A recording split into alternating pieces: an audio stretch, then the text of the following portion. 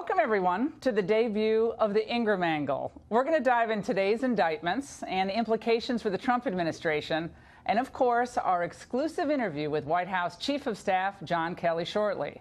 But first, the Angle. I want to start by posing a basic question, the one that Sinatra asked in that old song, "What is America to me?" It's a question that gets lost in the constant infighting that consumes us here in Washington. Ronald Reagan said that the American dream is not that every man must be level with every other man. The American dream is that every man must be free to become whatever God intends he should become. But over the past few decades, the government became an obstacle to people realizing that dream. Look, politics is supposed to be a career devoted to public service, protecting our life, our liberty, and the pursuit of happiness. But for too long, it was dominated by special interests, big business, and of course, the media elites. The politicians were supposed to be helping you. Instead, they helped themselves.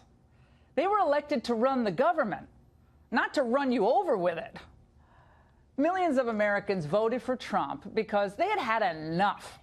They were tired of being bullied by politicians and the so-called experts who gave us endless wars, saddled us with $20 trillion in debt, and left us with a border more wide open than Harvey Weinstein's robe. They were tired of the ruling bipartisan elites in Washington and a media establishment that didn't just cover them, but covered for them. Day to day, what do most of you worry about? Paying the bills? Sending your kids to a decent school? Your health care? Maybe saving something for retirement?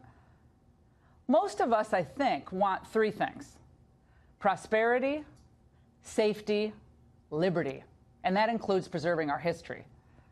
So far, despite the endless negative reporting, we the people are doing pretty well under Trump. The economy is soaring. Unemployment is down. The trade deficit is down. Trump is renegotiating NAFTA and other unfair and outdated trade deals. He's reformed the VA. He's appointed incredible judges to the federal bench, more coming this week, and, of course, Justice Gorsuch to the Supreme Court. He's enforcing the border, novel concept, and deporting violent criminals. Who doesn't want that?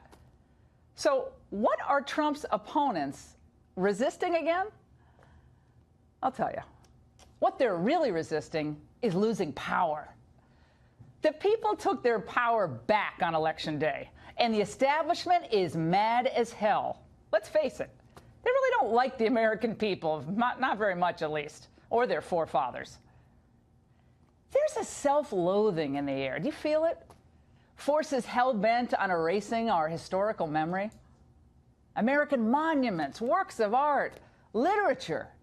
The remembrances of men and women who imperfectly made their mark on the American experiment are being ripped from the classrooms and the public square.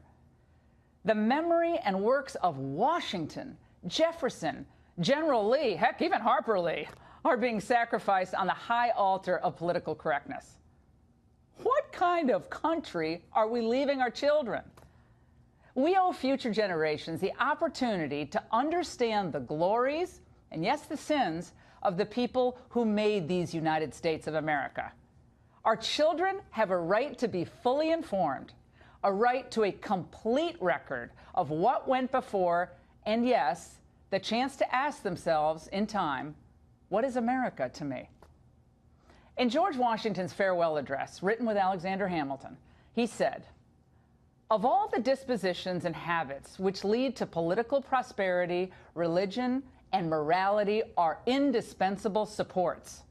In vain would that man claim the tribute of patriotism who should labor to subvert these great pillars of human happiness, these firmest props of the duties of men and citizens. What we believe, our love of God, family, and country, these aren't trite relics of the past, but are at the very core of who we are as Americans." This show is going to be about all of this, and certainly the political, the legal, and the cultural battles of the day. But something more: how all of that affects your life and that of your families. I take all of this very personally. I'm doing this because I care about what happens to this country, to our children and our children's children. Now, there'll be times when you disagree with me, and sometimes vehemently so, and I'm sure you're going to let me know.